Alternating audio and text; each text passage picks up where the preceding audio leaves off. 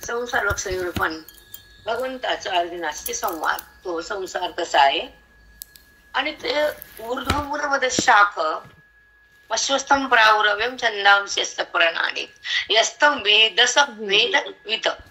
ह्या भगवंताच्या मुखातून 15 अध्यायाच्या श्लोकातून जो भावार्थ अर्जुनापर्यंत पोहोचवला आणि अर्जुन त्या संसार वृक्षाचं निरूपण पाहून सावध झाला आणि आपल्या देहभावातून बाहेर आला.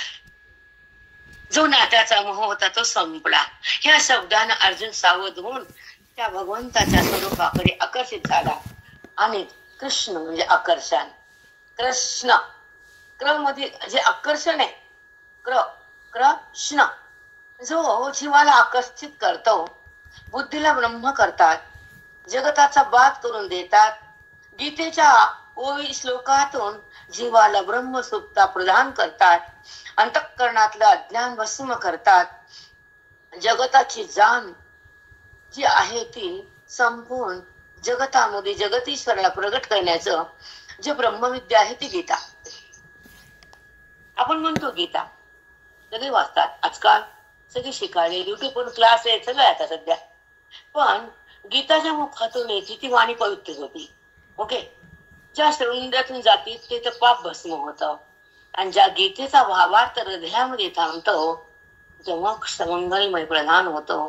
कारण गीतेचा भावार्थ हृदयात जिथे थांबतो ते हृदय ब्रह्म होतं, नाम अंतःकरण.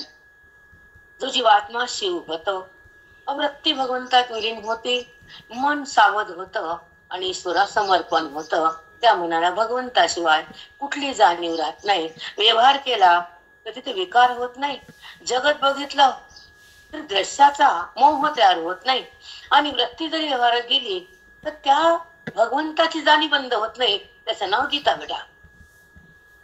गीतेचं फळ काय, गीतेचं श्रवण काय, गीतेचा भावार्थ काय, गीतेचे शब्द काय, गीतेचा श्लोक काय आणि गीतेचा सारांश काय, हे जेव्हा हृदयाला टिपता येतं तर मन भगवंतामध्ये प्रवेश करतं, आनंदाला सुरुवात होती, दुःखाची समाप्ती होती आणि अज्ञान विगळून जातं, ज्ञान प्रगट होतं आणि अंतःकरणातल्या कृष्णाचं भान हृदयात प्रगट होतो. तो जीवात्मा त्या कृष्णामध्ये विलीन होतो. कृष्ण कृष्ण कृष्ण हे ज्ञान भक्ती म्हणतात. आपण जे भक्त भगवंताला पाहतो आनंद होतो, नाही होत?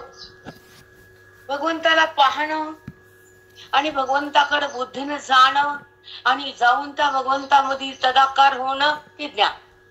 जाणं म्हणजे बोध, नीट आहे. पाहणं म्हणजे साकार दर्शन. डोळ्याला ते रूप आवडतं, खूप प्रेम येतं, येत नाही का? भगवंताला बघून प्रेम सगळ्यालाच येतं, पण त्या प्रेमाचा उच्चांक म्हणजे ज्ञानाची सुरुवात. नीट लक्षात ठेव. भक्ती परिपूर्ण तिथं ज्ञानाचा अंकुर फुटतो. म्हणून भक्ती पूर्ण झाल्यानंतर विरक्ती तयार होती, साधूची भेट होती, वेदाची रीत तयार होती, श्लोकाचा भावार्थ कळतो आणि मनाचा अनुसंधान भगवंताकडे लागतं. देहाचं अनुसंधान थांबतं, त्याला गीतेचा प्रसाद म्हणतात. याला एका शब्दाचं अनुकरण करा, तुम्हाला कळेल. अनुसंधान म्हणजे त्याचं भान आणि भगवंताचं ज्ञान म्हणजे वेदाची स्थिती. आत्म्याची जी अनुभूती आहे, जगताची अनुभूती वेगळी, दिसणं आणि जगत वाटणं, पण तो कळणं आणि त्याची स्फूर्ती तयार होणं, त्याच्या अनुभवात राहणं, त्याचा स्पर्श होणं, त्याचं ऐक्य होणं आणि कृष्णाचा जो स्पर्श आहे, कृष्णाचा जो अंतःकरणामध्ये असलेला आपल्या हृदयामध्ये जो अंश आहे आपल्यामध्ये आहे तो तसं व्यापकात आहे आणि त्या व्यापकामध्ये ही बिल्डिंग आहे उपाधी आणि त्या व्यापकामध्ये असलेल्या अंतःकरण त्या आत्मस्वरूपाशी एक रूप आहे. पण ते अंतःकरण भगवंताला जाणत नाही आणि देहाला सोडत नाही, जगताचा भ्रम कोणी काढत नाही, त्याचं अज्ञान बुद्धी संपवत नाही. पण जेव्हा ज्ञान ऐकायला येतं, गीता मिळते, हृदयाला भगवंत कळतो, तेव्हा देहभाव जळतो, त्याला अज्ञान संपलं म्हणतात. त्या गीतेचं खरं फल आहे की ज्या अंतःकरणामध्ये मी आहे, अहंकार आहे, क्रोध आहे, काम आहे, पाप आहे, पुण्य आहे, द्वेष आहे, हे सगळं हलक्या हलक्या समाप्त करतं. त्याचं नाव गीता. वाचन म्हणजे गीता, हे पुण्य फलप्रदान होते. पण गीतेचा भावार्थ हृदयामध्ये टिपल्या जातो आणि गीतेचा श्लोक हृदयाला टाकता येतो आणि बुद्धीला अवगत होतो. तर तीच गीता बुद्धीला ब्रह्मपदाकडे नेती. तिचं नाव गीता.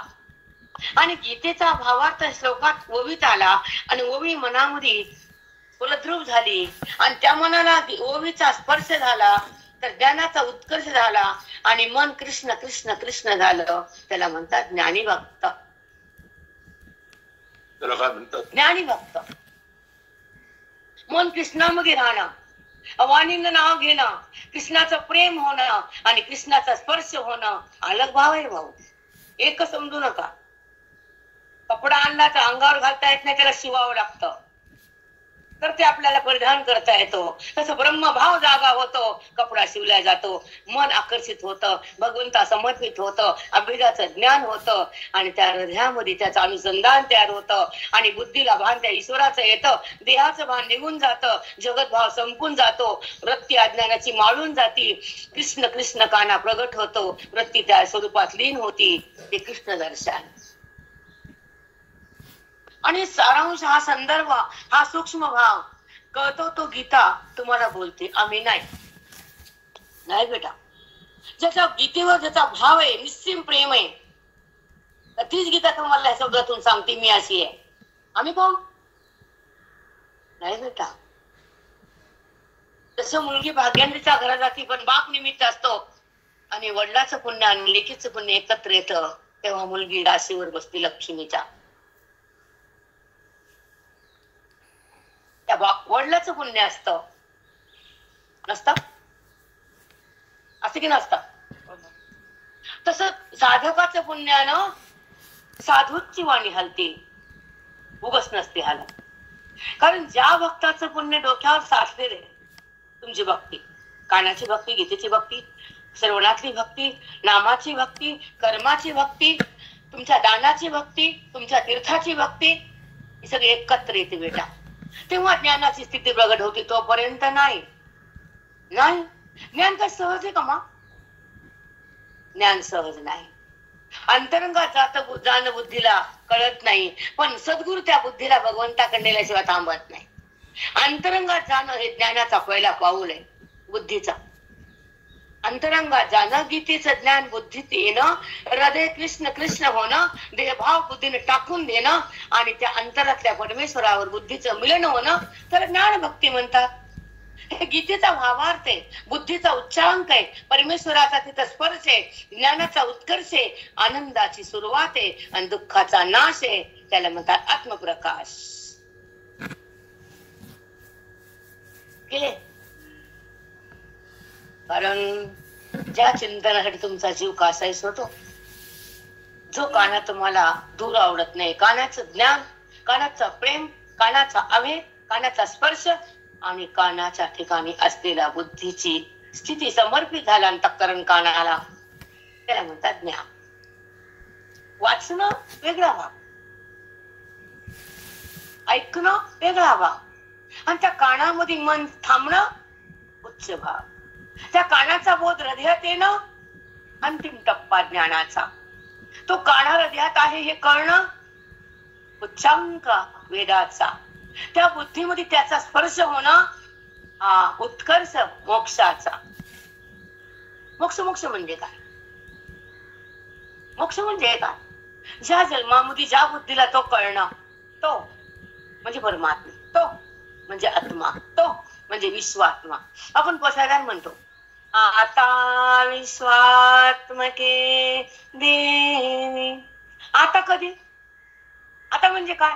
माऊलीने जो आत्ता शब्द वापरलाय, ज्या श्रवणामध्ये, ज्या साधकानं संताच्या संगतीमध्ये, ज्ञानाच्या भक्तीनं, गीतेच्या शक्तीनं, बोधाच्या अनुसंगानं ज्या अंतःकरणात असलेल्या परमात्म्याला जाणलं, बुद्धी तिथं आली आणि परमेश्वरापाशी थांबली. आता मग त्या भगवंताचं अनुसंधान प्रगट होतं. त्याला म्हणतात गीतेचा प्रभाव, जगताचा अभाव आणि स्वचा ब्रह्मभाव. गीतेचा प्रसाद आणि कर्णाची भक्ती, मनाची शक्ती, अंतःकरणाची तृप्ती, परमात्म्याची प्राप्ती. कधी मन होतं, समाधान कधी होतं, चित्त आनंदात कसं जातं, त्या कानाला कसं पाहतं, काना कसं होतं, ते ज्ञानात कळतं, भक्तीत थोडं कळतं, पण ज्ञानामध्ये मन कानात सुटतं, अभेदात ते राहतं आणि देहातून भिन्न होतं. ते अंतःकरण शिव शिव होत. शिव शिव आणि कण दोन नाही, शब्द वेगळे. तुम्ही मुरलीवाला म्हणतात कधी आणि कधी काना म्हणतात. वर्ग दोन झाले का? एकच आहे ना. वर्ग दोन आहेत का सांगा. तुम्ही प्रेमान वेगळं नाव घेता, हे वेगळं नाव घेता. मग मुलं बदल का? मुलं बदलला, मुलगा तर तोच आहे, पण प्रेमानं नाना नाव आहे. तसं भक्तीत नाना नाव आहे, ज्ञानात एकच नाव आहे, ते आत्मरूप. हे कळणं मस्त आहे नाही, तो एकच आहे. पण त्याला गीतेमध्ये बघा, पार्था, कंतेया, किरीटी, अर्जुना, काय नाव दिले त्याला. आपल्या एका नावानं कोणी बोलणं. आणि भगवंत किती बोलायचे त्याला. पार्था, महाबाहो, महाबाहो, हा. किती कसले शब्द दिले तो. नाना नाना शब्दांना प्रेमानं भगवंतानं अर्जुनाला नाव आवाज दिलाय. तसं जेव्हा भगवंत तुम्हाला जवळ घेतो तर ज्ञानानं आवाज देतो, ओवीनं एकरूप होतो महावाक्यानं, आणि हृदय भगवंत होतं गुरुच्या बोधानं. भगवंतामध्ये हृदय राहणं हे ज्ञानानंच बेटा. भगवंताची ओळख होणं ही ज्ञानानंच, भगवंताचं ऐक्य होणं ही ज्ञानानंच, आणि भगवंता ठिकाणी हृदय एकरूप होणं हे मोक्षाने. अंतिम टप्पा आहे ज्ञानाचा. गीतेचं फल म्हणजे मोक्ष आहे. गीतेचा मध्ये शब्द भावार्थ राहणं ते हृदय पवित्र आहे, मंदिर आहे देह. ज्या गीतेचा बोध, ज्या गीतेचा ध्वनी, ज्या गीतेचा श्लोक, ज्या गीतेचा भावार्थ ज्या हृदयाला चाकता येतो ते हृदय ब्रह्म होतं. आत्मस्वरूपात मन विगळून जातं, आत्मैक्य होतं, आणि ह्या जडाचं नातं संपून जातं. त्याला म्हणतात गीतेचा परमभाव, ब्रह्मभाव जागा झाला. कारण जो जे गीतेचं प्रेम करतात त्याला गीता दूर कधीच ठेवत नाही भगवंताहून. हे गीतेचं सोडूच नका तुम्ही. सांगूच नका गीता काय आहे ते, वेद काय आहे ते, तुकोबाचा गाथा काय आहे ते. त्यातून सगळं बुद्धीला अवलोकन केलं आणि गाथ्याच्या अभंगात मन गेलं तर मन राम झालं. आत्मा राम, नुसता राम नाही. राम म्हणले की आकाराकडे जाता तुम्ही, आत्मा राम म्हणले की निराकार होता. आणि निराकारामध्ये जो परमात्म्याचं दर्शन घेतो तो जीवनमुक्त होतो. आकार नाही तो ईश्वर आहे, तो निराकार आहे. आमची साधी भाषा आहे, व्यासपीठच बोलते, कारण परंपराच तशी. जशी ह्या घरात जी परंपरा आहे हे नाही टिपली, ओके, ती मागची परंपरा आता तुम्ही जिवंत ठेवली. आम्ही त्यावरच बोललो काल, ताई आणि मी रात्री. जी कुलधर्म कुलाचार सतत राहतात त्या घरामध्ये लक्ष्मीचा वास, तिथे पितराला सुखदायक, तिथलं कुळाची पावनता, तिथे शीलता, सगळं सगळं छान टिकून राहतं. मग तुम्ही कुलधर्म कुलाचार सोडतात आणि काही पण करतात तर ते घर घर नसतं बेटा. नाही, तिथं कुलाची, कुलधर्म, शिष्टाचार, पुण्य, अतिथीचा सन्मान, दान धर्म, ते घर तीर्थवंत, तीर्थयात्रा. बाहेर जायची गरज नाही. तुम्ही छान वागा, कशाला पुढे जायचं. तुम्ही छान राहा, कशाला कुठं जायचं. आणि त्या भगवंताला पहा, संपलं. पण जगताला पाहणं आणि जगतातल्या ईश्वात्माला न जाणणं या दोघती आहे. आणि जगदीश्वर जगत रूपाने व्यापक झालाय तर विवर्तवाद म्हणतात. आणि वैदिक भाषा आहे बेटा. वैदिक भाषा केव्हा कधी अध्यात्मशास्त्रामध्ये बुद्धीचा प्रवेश होतो आणि जगतामध्ये तो आहे असं मनाला जाणता येतं. आणि मन भगवंताला पाहतं, जगतातून निघतं, देवभावाला सोडतं, अज्ञान प्रवृत्त होतं, मन चित्त चिन्मय होतं, आणि त्या हृदयातल्या परमेश्वराचं ऐक्य बुद्धीला होतं. तेव्हा गीतेचं फल आपल्या सोबत राहतं. ते जीवनमुक्ती धाम म्हणतात. जीवनमुक्ती ह्या जन्मामध्ये ह्याच बुद्धीला परमेश्वराशी एकमयता, एकरूपता, एकता, एकता, भिन्नता नाही. बुद्धी पहा तीन बाजूला जाते. दर्शन तुमचं साकार, प्रेम आहे, अतिउच्च सलाम आहे भक्तीला. पण ज्या आकाराला पाहतो आपण ईश्वराला, परमेश्वराला कानाच्या उपाधीला पाहतो. कानाची उपाधी सुंदर आहे, अतिश्रेष्ठ ते रूप, मनमोहक आहे. मन मनमोहन मुरली वाला आहे ना, मनाला मोहून टाकणार रूप आहे. पण जिथं मनामध्ये त्याचा स्पर्श होतो ते कानाखरा इथं असतं. मोहून टाकणार रूप आहे, मी मान्य केलं, आम्ही कुठं नाही म्हणतो. स्वीकाराच लागतं. पण त्या काना तो कृष्ण कन्हैया, तो मुरलीवाला, तो आपल्या सोबत आहे हे जेव्हा कळतं तर काना सुद्धा तृप्त होतो. माझा साधक, माझा भक्त माझ्याशी एकरूप आहे, तर त्याची गीता सफल झाली. आणि त्याच्या मुखातून जी ज्ञानाची गंगा आली ती साधकाच्या हृदयात गेली आणि साधक हा कृष्णापर्यंत पोहोचला. हे गीतेचं बल आहे. कृष्णापर्यंत बुद्धीनं पोहोचणं ज्ञान, आणि त्याला पाहणं ही भक्ती, आणि त्याला विसरणं ही सक्ती. 3 भाग आहेत बुद्धीचे. एक बुद्धी विसरती कानाला, भक्ती नाही. घराची भक्ती, बायकोची भक्ती, पैशाची भक्ती, ती भक्ती नाही, ती सक्ती. पण तेवढा वेळ काढून कानाचं प्रेम करणं, दर्शन घेणं, त्याला फुल वाहणं, त्याला मंजू समर्पित करणं, काना खुश. माझा भक्त माझ्याकडं रोज येतो, त्याची मी वाट पाहतो. लक्ष ठेवा. आपण त्याच्या जातो ना मंदिरात, तर तो त्याला सवय लागते. आणि माझा भक्त येतो, मला मंदिर फुल देतो, मी खुश होतो. तो माझा आहे, मला ओळखतोय, मला प्रेम करतोय. पण ज्ञानापासून दूर राहतो, म्हणून तोच काना तुम्हाला हे ज्ञान देतो. आम्ही नाही. खरं एक सांगू का, त्याला सवय लागते तुमची वाट बघायची. जसं एखादी मैत्रिणीचा तुम्हाला फोन आला मित्राचा, आणि 8-8 दिवसाला नाही, अरे का केला रे फोन, तुम्ही त्याला रागवता, रोज बोलतो ना तू. तसं ते कृष्ण म्हणतात, तू रोज येतो ना, आता बंद का केलं? का गळवणी वाट बघायच्या मुरलीच्या आवाजाची? मुरलीचा धन जर आला तर गवळणी येड्या पिश्या जायच्या सोडून घरदार. तसं बुद्धी सोडून जाते देहाला. लक्षात ठेवा ताई, जसं बुद्धी सोडते देहाला तसं गवळणी सोडतात घराला. सोडले की नाही गवळणीला? त्यांना नवरा नाही, घर नाही, सासू नाही, लेकरं नाही. पळाल्या पळाल्या पळाल्या बासुरीची धून आली का नाही? एक संका मला एकच प्रमाण देते गवळणीचं, की एक आठवते की नाही, की कारण सध्या माझ्या गवळणी अभंग सगळे सुटले तर बोलत होत्या कानाला, तसं मन भुलावं त्या आत्मस्वरूपाला. मला हे सांगायचं. बाकीचं बोलणं जगाला, देहाला, धनाला, प्रपंचाला, नात्याला बोलतं मन तेवढं पुरतं भुलावं. करावं, प्रेम करावं. आम्ही प्रेम करा म्हणत नाही, प्रेम बंद कोणाचं करत नाही, आमचा नाही. अट्टहास तो कधीच राहणार नाही. नात्याचं प्रेम कायम असावं, भाऊ बहिणीचं प्रेम कायम असावं. त्यालाच पंचम म्हणतात. आज बहीण भावाला डोळ्यात दूध लावती. आणि एक सांगते भाऊ, जेव्हा इथं अक्षरा पडती दिवाळीला आपण ओवळतो ना, तर हे बोट असतं हे आणि हे मंगलमय.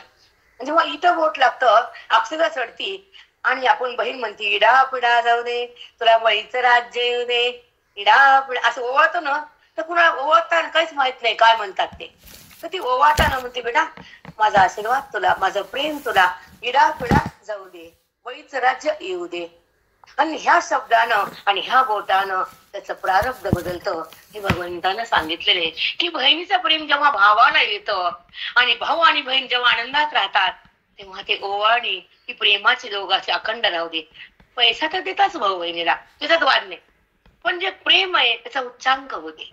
हे नात्यातून सांगितले. पंचमी, किती जरी वय झालं तर बहीण भावाचं प्रेम कधीच कमी होत नाही. होते नाही, कारण दोघांचं मूळ एक आहे. तसं जगताचं, जीवाचं, देवाचं मूळ एक परब्रह्मा. मला हे सांगायचं. हे उदाहरण फॉर एक्झाम्पल. पण जसं आपण जगत, ऐका, जगत, जीव आणि जगदीश्वर तिन्ही पण आहे. तिघाला शब्द कोणता आहे?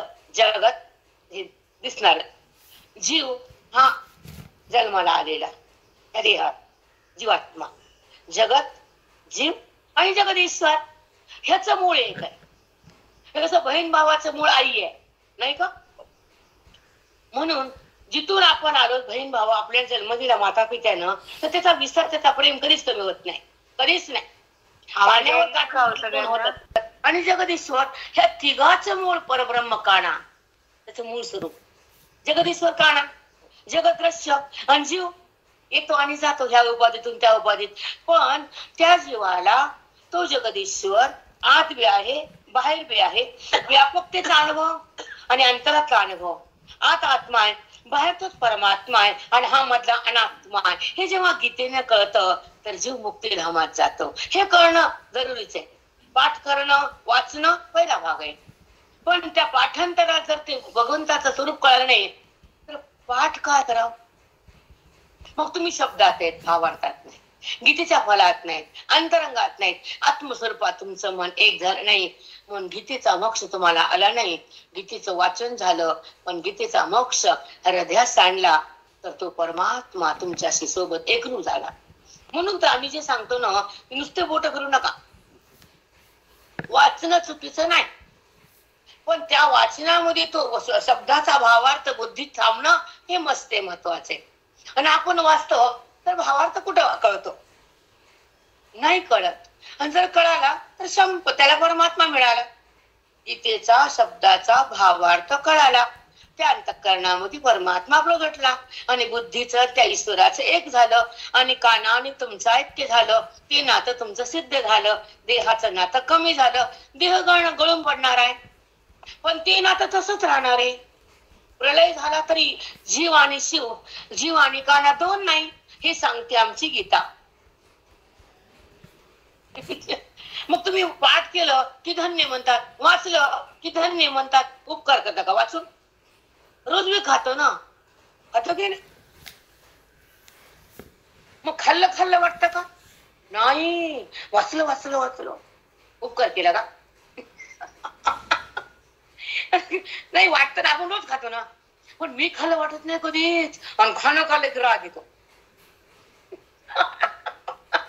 मग तसं वाचलं म्हणलं की देवा राग येतो. कळून वाच, मला हे सांगायचं. वाचणं म्हणजे उपकार नाही, पण वाचनामध्ये परमेश्वराची प्राप्ती म्हणजेच कल्याण. त्या गीतेच्या श्लोकात जेव्हा मन जातं आणि तक्करणं बेभान होतं, त्या ठिकाणी प्रेम उत्पन्न होतं. ते प्रेम म्हणजे आनंद, आनंद म्हणजे आत्मा, आत्मा म्हणजे आहे, आहे म्हणजे ईश्वर, ईश्वर म्हणजे आपल्या सोबत आहे. जगत आपल्या सोबत नाही, देह आपल्या सोबत नाही, पण मन बुद्धी म्हणजे लिंग देह, त्या लिंग देह म्हणजे प्राण, प्राणामध्ये बुद्धिमान, आणि त्या लिंग देहाचा स्पर्श ईश्वरात झाला, तो लिंग देहाचा बाद झाला, तो लिंग देह ईश्वरा समर्पित केला, दोघांचं ऐक्य झालं. तेव्हा त्या देहाचा संबंध सुटला, अज्ञान मिटलं, परमात्मा भेटला. त्या ठिकाणी संशय तुटला, अभेद जुटला, परमात्मा भेटला, मंगलमय झालं बुद्धीचं. आई जवळ घेते तर प्रेम असतं म्हणून, आणि कानाची वाला जवळ घेतो ज्ञान द्यायचं म्हणून. ओके, चला आता आपण आपल्या ओवीवर येऊ आणि ओवीचा भावार्थ घेऊ. मला पहिल्यांदा भावना गीता सांगायची होती, तुम्हाला नाही, तुम्ही ऐकली आमचा ओवी श्लोक काय बोलतो आणि श्लोकातून ओवी कशी उत्पन्न होती, ओवीचं ज्ञान बुद्धीत कसं येतं आणि बुद्धी भगवंताची समरस कसं होती, त्याचं नाव ज्ञानेश्वरी. बुद्धी ओवीशी समरस होती, तिथं ज्ञानात जाती, परमेश्वराला पाहती, परमेश्वर होती, देहातून निघती, द्वैत भावाला टाकती, अद्वैतात रंगती आणि अद्वैत बोधामध्ये तन्मय होती. ती देहात उरत नाही, त्याला म्हणतात ज्ञानमय स्थिती. गीतेची फल प्राप्ती, ज्ञानाची स्थिती, परमभावाची प्राप्ती, परमेश्वराची अंतःकरणात असलेली एकतेची सिद्धी म्हणतात, साध्य प्राप्त म्हणतात. ज्या ओवीतला भाव बुद्धी खेचून घेते, साध्य सिद्ध झालं. हा, दुधातलं तूप तुम्ही काढता तर दूध पुन्हा असार बनत, तसं देह असार होतो आणि बुद्धी त्याला सोडून देते. तुम्ही जेव्हा ताक करतात, लोणी घेतात, ताक बाजूला ठेवतात, ताकाला जपता का तुम्ही? घेऊन जा ग बाई. ताकाची वगैरे तुमचा आहे का? नाही. लोणी काढून घेतलं, तसं अंतःकरणातलं आत्मधन काढून घेतलं. या देहाला कोण पाहतं? आहे का, गेला का जाणार? ताकाला कोण पाहतं? तसं साराने असा अंतःकरणात असलेल्या परमेश्वराचा अनुसंधान बुद्धीच्या द्वारे प्रगट करणं आणि बुद्धीने त्या आत्मस्वरूपात विलीन होणं आणि भगवंताचे जाणीव होणं, देहाचा भाव बंद करणं, अज्ञान समाप्त करणं, ईश्वराचा संगम होणं, वेदाचं अंग येणं, अवेदाचं ज्ञान होणं, ईश्वराचं स्वरूप प्रगट होणं, त्याला म्हणतात गीतेचा भावार्थ हृदयात येणं. हॅलो प्रेरणा, असं दर्शन होणं, आत्माकार बुद्धी होणं, ईश्वराचं ध्यान होणं, आणि त्या ठिकाणी अभेद प्रगट होणं, भेदाचा नाश होणं, आतल्या स्वरूपाशी मनाने एक होणं आणि जगत भाव जाणं आणि स्वरूपमय होणं आणि बुद्धीचा उच्चांक ईश्वरामध्ये समर्पित होणं. आणि तो भाव जेव्हा बदलतो, आत्मभाव देहभाव, दोन भाव आहेत. एक आत्मभाव, एक देहभाव, एक जगत भाव, एक प्रेम भाव. ह्या भावामध्ये जे रूपांतर परिवर्तन होतं आणि आत्मभाव जागा होतो, तर तेव्हा ईश्वराचं खरं दर्शन होतं आणि अशी ईश्वराचं अनुसंधान तयार होतं. अनात्म्याचा बाध होतो, बाजूला जातो, त्याचा बाध होतो म्हणजे मिथ्या ठरतं. अबाधित परमतत्व प्रगट होतं. तेव्हा अंतःकरणातल्या भगवंताचं दर्शन होतं बुद्धीला, डोळ्याला नाही. बुद्धीचं दर्शन आत्मदर्शन, डोळ्याचं दर्शन कानाचं दर्शन आणि त्याचं ऐक्य हे अनुसंधानाचं दर्शन. त्याचं अनुसंधान, जसं मी देह वाटतं तसं मी आत्मा वाटतं. त्याला म्हणतात सतत अनुसंधानामध्ये असलेलं अंतःकरण. हे अभेदानं होतं, ज्ञानानं होतं, वेदानं होतं, गीतेनं होतं. अनुसंधान प्रगट होतं, देहभान निघून जातं, आवरण समाप्त होतं आणि भगवंत निरावरण होतो. झाकलेला परमात्मा उघडा होतो. त्याला म्हणतात ज्ञानाची शक्ती, परमात्म्याची प्राप्ती, जीवन मुक्ती आणि त्या ठिकाणी ईश्वराच्या अंतरात असलेली परमभक्ती. परम म्हणजे श्रेष्ठ, अंतिम भक्ती म्हणजे एकता, भेद भक्ती म्हणजे मध्यम, तो आणि मी पाहिलं कानाला, मी कानाचं दर्शन घेतलं, मी कानाचं गीत गायलं. कानाचे अभंग आहेत ना, नाहीत का? भरपूर आहेत ना. मनमोहन मुरली वारा आणि बऱ्याच गवळणी खूप आहेत. त्या कानाच्या गवळणी, कानाच्या अभंग खूप आहेत. आता सापडली आनंदाची वेळ, ही आनंदाची वेळ आहे. जो आनंद आहे, त्याचं रूप आहे, ते बुद्धीला कळालं. आता सापडली आनंदाची वेळ. मला मी फोन करून ठेवली, मी सांगणार आहे ते गवळ. मग आपण आराम करू, आपण खाली झोप आलो नाही करायला. ना तरी प्रबोध यावे, प्रबोधनाचा वेळ, प्रबोध यावे, ते स्वप्नाची दिंडी मावळे, कानुरेची सांज वेळे, मृगतृष्णिका. आपण काय सांज वेळ सांगू लागलो दोघं बसतो तेव्हा. सांज वेळ, सांज वेळेस काय आहे, अंधार सूर्य मावळतो, दिवसही नसतो, रात्रही नसतो, मधली वेळ. त्यावेळेस मृगजळ भासते का? नाही. भर 12 वाजता उन्हाच्या प्रकाशात मृगजळ भासत. मग जेव्हा अज्ञान चालले, ज्ञान आलं नाही, त्यावेळी आत्मप्रकाशाचे किरण येतात. तेव्हा जगताचा आभास नाही भासत, मृगजळ नाही भासत. सांज वेळी आता कसं भासत नाही बघू. ना तरी प्रबोधली या वेळी, ते स्वप्नाच दिंडी मावळे. प्रबोधल्या वेळी म्हणजे आपण जाग होतो झोपेतून, तेव्हा स्वप्न जात ना. झोप गेली, स्वप्न गेलं, अविद्या गेली, जगत भाव गेला. असं लावून घ्यावं लागतं प्रयास. आपण उठलो, प्रबोध म्हणजे जाग होणं. जाग झाल्या स्वप्न आहे का? स्वप्नाचे पदार्थ आहेत का? नाही. तसं अविद्या गेली, बुद्धी जागी झाली, जगत भाव नाही, देह भाव नाही, फक्त आत्मभाव.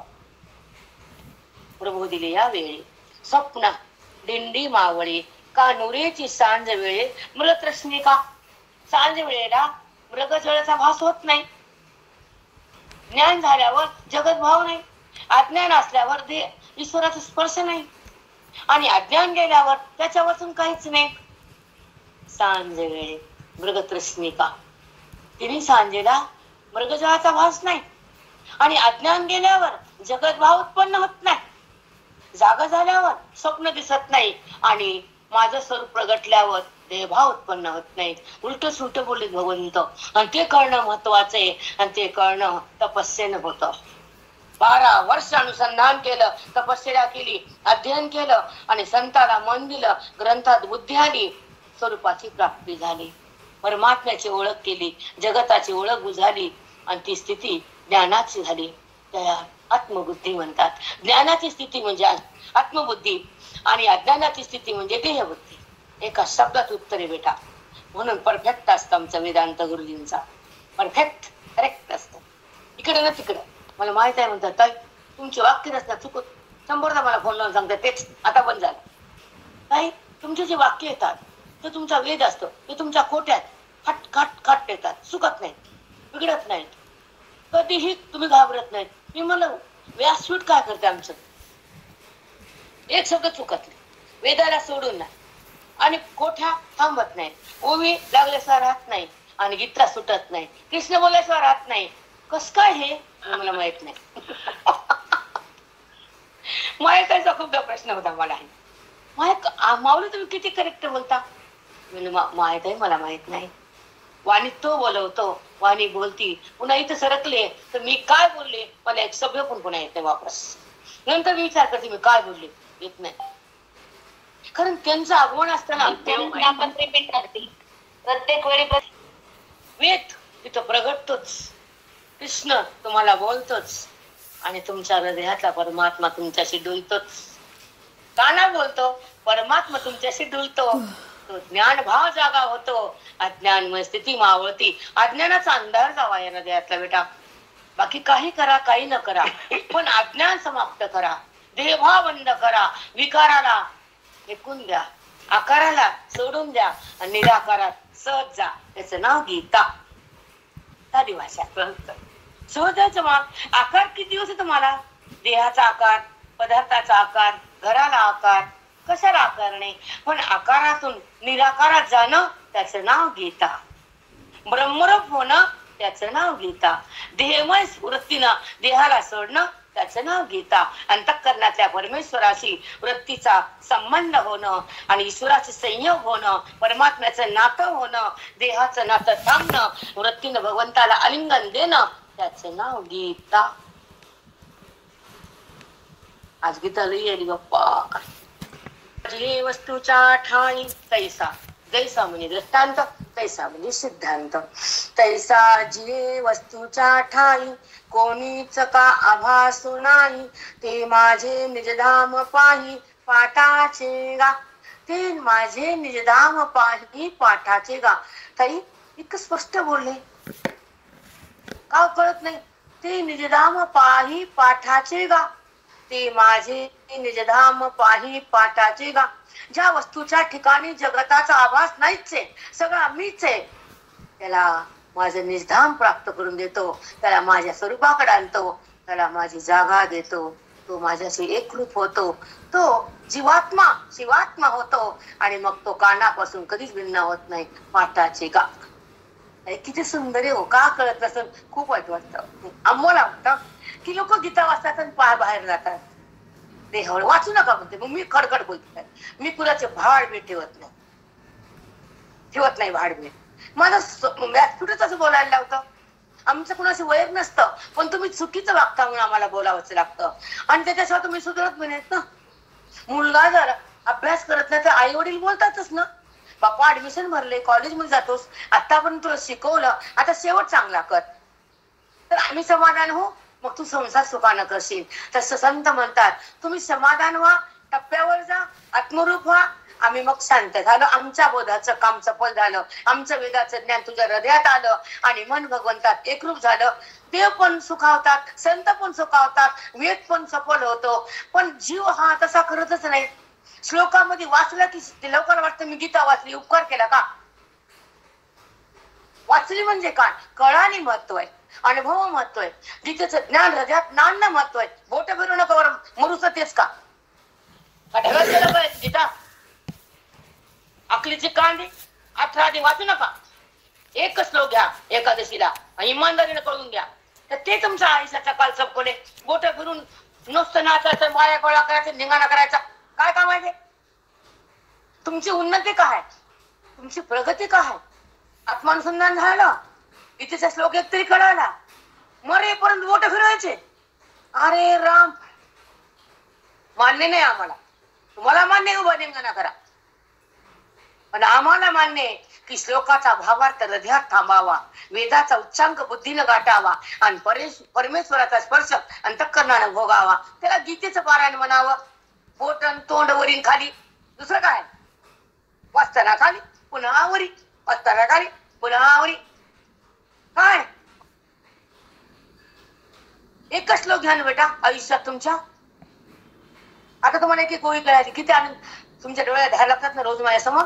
याचं स्वरूप तुम्हाला कळायलंय, तुमच्या भक्तीचा पुढे उच्चांक व्हायला आणि तुम्हाला जे पाहिजे ते मिळाले. मी मला 8 महिन्यापासून हाक मारतात आणि कृष्ण परमात्मा हातानं ज्ञान भरतात. गीतेच्या श्लोकात ओंजळीनं त्या जीवाला मुक्त करतात. तेव्हाच मी त्यांच्याकडे जाते. उगाच जाते नाही. की कानाची मर्जी, पांडुरंगाची मर्जी, की साधकाला त्याच्या हृदयात त्याच्या घरात जाऊन ज्ञान देणं खूप भाग्य आहे. खूप भाग्य आहे. आणि त्याचीच मर्जी आहे, आमची नाही ना तुमची नाही. नाही बेटा, हे तुम्हाला सांगते. आता 40 मिनिटात मला फोन दाखवला भाऊ. 40 मिनिट. त्याची शक्ती म्हणजे सरस्वती, त्याचा बोध म्हणजे कृष्ण, त्याचं ज्ञान म्हणजे त्याची एकता. हे गीतेचा फल आहे राजा. जसं जसं प्रेम करताल तसं तुम्हाला तो जवळ घेतो ज्ञानानं. तुम्हाला ज्ञान देतो काना. आणि माझा भक्त लांब आहे, तुम्हाला लेकरू लांब पडते. त्याला भेटा वाटतं, त्यांना जवळ या वाटतं. तसं कृष्ण भगवंताला त्या भक्ताला जवळ घ्यावं वाटतं. त्याचं नाव ज्ञान. बुद्धीमध्ये त्याचा स्पर्श होतो, त्याचं नाव ज्ञान. ज्ञान म्हणजे काय? शब्द वाचणं, पाठ करणं, बोलणं नाही. अनुसंधान, त्याची अनुभूती, त्याची एकता. संपलं. ज्ञान म्हणजे काय? बोलणं, वाचणं नाही. त्याचा अनुभव हृदयानं घेणं आणि अंतःकरणाचा बाद होणं आणि देहातून मन बाहेर येणं, ईश्वराचे समर्पण होणं आणि ते मन काना काना काना होणं. त्याला म्हणतात खरी भक्ती, जीवनमुक्ती, परमेश्वराची प्राप्ती आणि अज्ञानाची निवृत्ती. म्हणजे उपाधीचा बुद्धी निराश करती आणि परमेश्वराच्या आत प्रवास करती आणि ईश्वराशी समर्पित होती आणि दोघांचं एकता होती. त्याचं नाव गीतेचा परंपाल. ते का वाचलं का काय? मी पाठ केलंय नाही बेटा. कानाच देतो, काना बोलतो. एवढे वाक्य मायसानं होतोय का? पंक्चर गाडी आमची 100 ठिकाणी पंक्चर आहे आमच्या बुद्धीला. नाही होते. त्याच्या मर्जीनं बोलावं लागतं आणि त्याची मर्जी बोलविती आणि त्याची शक्ती वाणीत येते आणि तेव्हा ते ज्ञानाची भक्ती प्रगट होती आणि साधकाला जीवन मुक्ती येते. त्याचं नाव सत्संग. सत्संगाचं पुण्य अफाट असतं. कोटी कोटी कोटी अब्जो अब्जो यज्ञ आज तयार झाले तुमच्या घरात. कारण एका क्षणामध्ये कोटी यज्ञाचं पुण्य हे ओवी कळाल्यावर, हे सत्संग झाल्यावर, हे चिंतन वेल्यावर, अद्वैताचा पाऊस पडल्यावर त्या ठिकाणी, त्या घरात, त्या वास्तूत कोटी कोटी यज्ञाचं पुण्य असतं. चला आपण. कोणीच का आभास नाही तैसा त्या वस्तूच्या ठाई, कोणी काही आभास नाही. त्या परब्रह्माच्या वस्तूच्या ठिकाणी जगताचा भास नसतोच. केवळ ती चौकड असती. ते हृदयात बी असती. तो मी आहे, चौकड तो आहे. त्याला म्हणतात ज्ञान भक्ती. बघा पुढे का, ते माझे निर्धाम पाही पाठाचे गा. ते मला बघणं मी चौकड आहे. जगताला सोडून वृत्तीचा वाद करून मी आहे अधिष्ठान आणि अध्यस्त. अध्यस्त जगत आहे, अधिष्ठान कृष्ण आहे. अध्यस्थाला वृत्तीने सोडलं जगताला, देहाला, तर वृत्ती भगवंतामध्ये प्रवेश करते. त्याचं नाव ज्ञान भक्ती. जीवन मुक्ती, परमात्म्याची प्राप्ती, आनंदाची सिद्धी, दुःखाची निवृत्ती आणि स्वरूपाची हृदयामध्ये प्रगटलेली वृत्तीची खरी अवस्था. स्वरूपामध्ये गेली वृत्ती, देहात नाही राहील. चला पुढे चला. ते माझे निधाम पाही पाठाचे गा. ते बघ ना, तो माझे निधाम. काना म्हणतात ए माझी वस्तू आहे ना त्या ठिकाणी. जगत नाही, दृश्य नाही, देह नाही, तसा मी आहे. तुझ्या हात बी आहे, चौकट बी आहे. मग मी कळालो तर देहभाव कळाला. देहाचा संबंध व्यवहार करताना असतो, पण व्यवहार झाला की बुद्धी आपल्या आत्म्यामध्ये एकरूप असते. तो ज्ञानी भक्त असतो, तो माझ्याशी एकरस असतो. तो व्यवहारात नसतो, तो वृत्ती तिथं बाधित असते. संबंध जगताचा नसतो, कार्य अविद्येचा असतं आणि बुद्धी माझ्या म्हणजे एकरूप असते. कारण ती बुद्धी माझ्याशी ज्ञानाने एक झाली असते. द्वैत भाव संपलेला असतो आणि अद्वैताचं ज्ञान त्या बुद्धीमध्ये तरंगत असतं आणि तो भक्त माझ्यात एक असतो. त्याला म्हणतात जीवन मुक्ती. ते माझे निर्धाम पाही पाठाचे गा. माझं निज स्वरूप म्हणजे आत्मा, ते बघ ना अर्जुना. ते माझे निर्धाम पाही. पहा तू बुद्धीनं, बुद्धीच्या डोळ्यानं पहा मला. मी आत्मस्वरूपान तुझ्या सोबत आहे. जगात पण अधिष्ठान आहे. मग माझ्या स्वरूपावर अध्यस्त जगत आहे. उपाधी येते आणि जाते, पण आत्मा जसाला तसा जीव का तीव आहे. आत्मा मरतही नाही, जाते नाही, येते नाही, कुठं हलतही नाही, काही बोलतही नाही. त्याला बोलता येत नाही, पण त्याच्या वाचून बोलणं नाही, ज्याला कळालं तो परममुक्त झाला. काय सुंदर भाव. विठ्ठल श्री गुरु ज्ञानदेव तुकाराम पंढरीनाथ भगवान की जय. मौली ज्ञानेश्वर महाराज की जय. साधु रंगनाथ महाराज की जय. सब साधु संतन की जय. बजरंग बली की जय. श्री गुरुनाथ सद्गुरुनाथ मी अपराध. श्री गुरुनाथ सद्गुरुनाथ मी अपराध.